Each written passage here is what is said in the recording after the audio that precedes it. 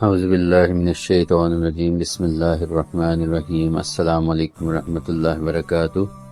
احتساب کرنا ایک بڑا ہی بنیادی جز ہے انسان کی زندگی کا۔ ہم گاہے بگاہے یہ کام کرتے بھی رہتے ہیں، لیکن افسوس یہ ہے کہ ہم زیادہ تر یہ دنیا کے معاملے میں کرتے ہیں۔ ایک بچہ ہوتا ہے تو اس کو ہم کہتے ہیں کہ ذرا دیکھو کہ تم نے کیا تیاری کی ہے، کل کو ایگزام میں جا کے کیا کرو گے، اگر تم تیاری نہیں کرو گے، پڑھو گے نہیں تو جا کے فیل ہو جاؤ گے۔ اسی طرح اگر کوئی ایڈلٹ بندہ ہے وہ کاروبار میں محنت نہیں کرتا تو اس کا نتیجہ کیا ہوتا ہے کہ اس کا کاروبار ٹھپ ہو جاتا ہے۔ اگر کوئی جاب صحیح اپنی محنت سے نہیں کرتا اور پرفارم نہیں صحیح کرتا تو اینڈ آف دا ایئر اس کا اپریزل بھی صحیح نہیں لگتا۔ تو ضرورت اس بات کی ہے کہ ہم یہی رویہ آخرت کے لیے بھی اپنائیں، اور اس بات کو بڑی ہی واضح طریقے سے اللہ تعالیٰ نے سورہ حشر کی آیت نمبر 18، 19 اور اس سے آگے 20 کو ہم مطالعہ کرتے ہیں، اس کے اندر یہی باتیں اللہ تعالیٰ نے بیان فرمائی ہیں۔ تو ہم اس کا ترجمہ دیکھتے ہیں۔ اس کے اندر اللہ تعالیٰ نے فرمایا ہے، یا ایھا الذین آمنوا اتقوا اللہ ولتنظر نفس ما قدمت لغد واتقوا اللہ ان اللہ خبیر بما تعملون۔ ایمان کا دعویٰ رکھنے والو، اللہ سے ڈرو اور تم میں سے ہر شخص دیکھے کہ اس نے کل کے لیے کیا سامان کیا ہے، اسے دیکھو اور اللہ سے ڈرتے رہو، اللہ یقیناً جانتا ہے جو کچھ تم کرتے ہو۔ تو اس کے اندر وہی احتساب کی بنیادی طور پہ بات ہوئی ہے کہ ہمیں گاہے بگاہے اپنی ذات پہ نظر دوڑانی ہے، اور اس چیز کا ہم نے احتساب کرنا ہے کہ ہر شخص دیکھے کہ اس نے کل کے لیے کیا سامان کیا ہے۔ کل سے مراد جہاں روز قیامت ہے کہ جب ہم مر جائیں گے، اللہ کے حضور حاضر ہوں گے، تو ہمیں یہ خیال پیدا کرنا ہے کہ ہم نے کل کے لیے کیا سامان حاصل کیا اور کیا ہم نے تیاری کی ہے۔ اور یہ تبھی ہوگا کہ جب ہم اللہ تعالیٰ سے ڈریں گے،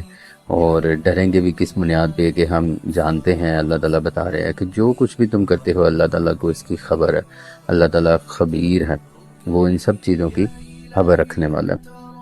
وَلَا تَكُونُوا كَالَّذِينَ نَسُوا اللَّهَ فَأَنسَاهُمْ أَنفُسَهُمْ أُولَٰئِكَ هُمُ الْفَاسِقُونَ۔ تم ان لوگوں کی طرح نہ ہو جاؤ جو اللہ کو بھول گئے اور اللہ نے خود ان کو بلا دیا، حقیقت یہ ہے کہ یہی نافرمان ہے۔ تو اب یہاں ہمیں یہ سمجھنے کی بڑی ایک بنیادی ضرورت فیل ہو رہی ہے کہ یہاں پہ اللہ کو بھول جانے سے کیا مطلب ہے۔ تو اس پہ اگر ہم غور کریں گے تو ہمیں یہی سمجھ آئے گی کہ اللہ تعالیٰ کو بھولنے سے مطلب یہی ہے کہ انسان یہ سمجھے، کہ انسان یہ سمجھنا شروع ہو جائے کہ وہ بالکل ان سب چیزوں سے بے پرواہ ہے، اس سے کوئی پوچھ نہیں ہوگی،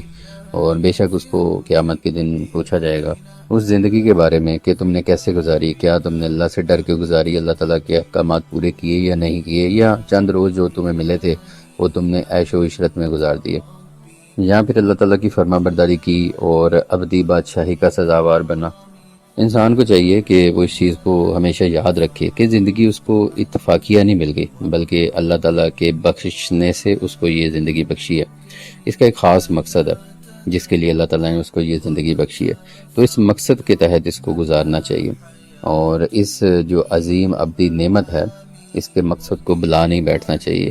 نہیں تو کیا ہوگا، یہ ایک ابدی لعنت بن جائے گی جہنم کی صورت میں۔